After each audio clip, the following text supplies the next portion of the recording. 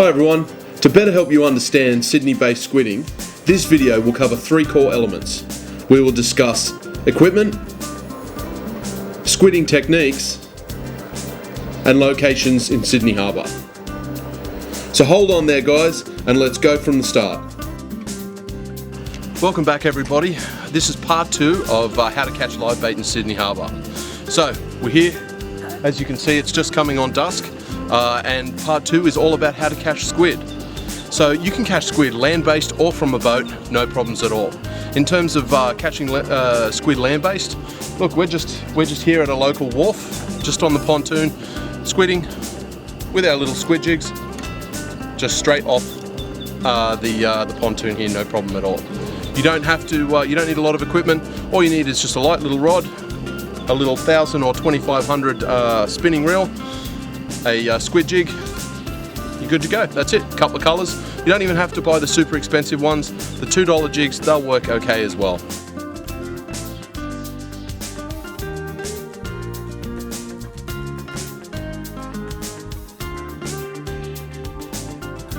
So the key to squidding is you need to find, and you can use Google Maps for this, you need to find spots where there's plenty of weed beds, alright?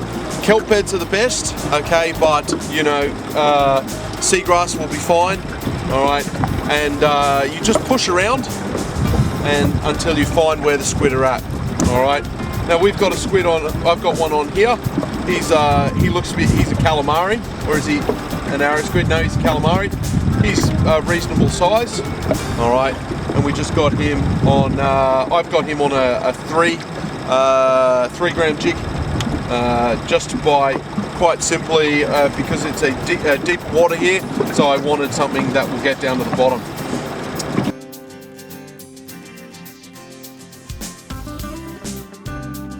Alright, so for those of you who are new to squidding, how a jig works, right, and we only just had this guy, is they've got the barbs at the back here, and what they do is the squid come up and investigate.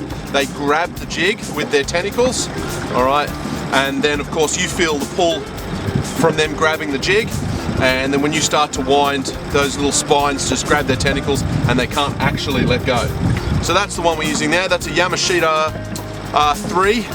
I've got it in the, that's a pink.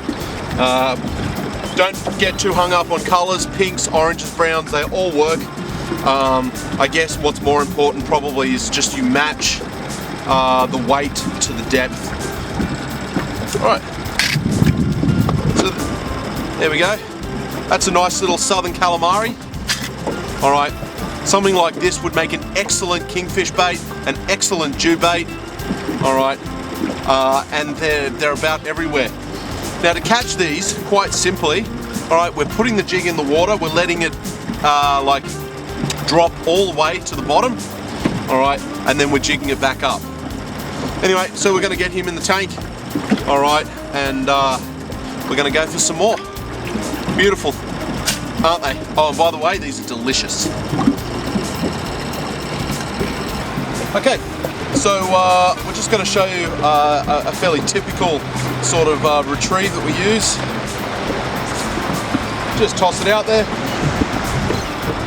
Alright, now obviously you need to be aware of what sort of water we're sitting in. Right now we're sitting in about 3 meters of water. Okay, so this jig won't take very long to get down there at all. Usually it covers probably about 1 meter every couple of seconds. So it should be pretty close to the bottom now. I just wind the tension a little bit, lift, jig like that. Just a couple of knocks and that will be fine. Alright, so what that jig does is that actually pulls the jig up into the water, alright, and that quite often will get a squid's attention, and then they will grab it as it comes back down. Now there's no exact science to this. Just quite simply a couple of jigs to get the squid's attention, a couple of flicks like that, and that's all you need. Now if you do get it caught in the weed, it's important once you clear it just to wind it back in. Make sure there's no weed sitting on the end of the jig. Alright, if there is, the squid won't grab it. So just clear that weed and you're good to go again.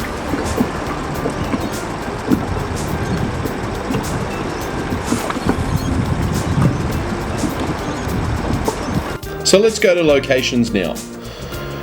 Once again, we're back to our good old friend Google Maps.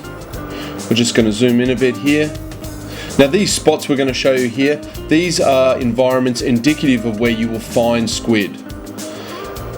More specifically, in the environment, it's the weed, the kelp beds or the seagrass beds that sit over sand.